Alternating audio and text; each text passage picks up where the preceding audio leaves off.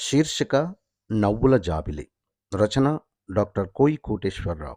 పఠనం రవీంద్ర సూరి నామాల. ఎవరది?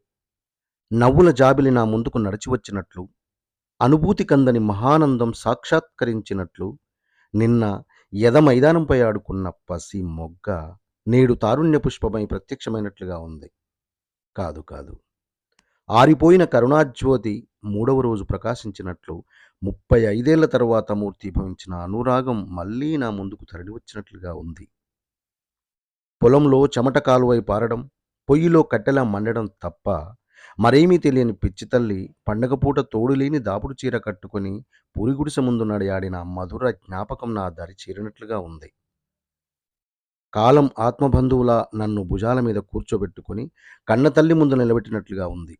నా గుండెల్లో పోటెత్తిన దిగులు కడలికి వాత్సల్య వారధి కట్టి తన పేగు రాసిన ప్రేమకావ్యం లాంటి పెద్ద కొడుకును చూద్దామని మనవరాలు రూపమెత్తి కూటి కన్నులతో అమ్మ నా సమక్షంలో మెరిసినట్లుగా ఉంది.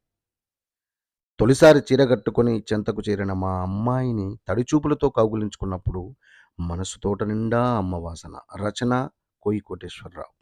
ఇలాంటి మంచి కవిత్వం అందించడానికే అక్షర క్షేత్రం వచ్చింది. ప్లీజ్ డూ సబ్స్క్రైబ్ ఆర్ఎస్ అక్షర క్షేత్రం. మన కవిత్వం మన ఛానల్.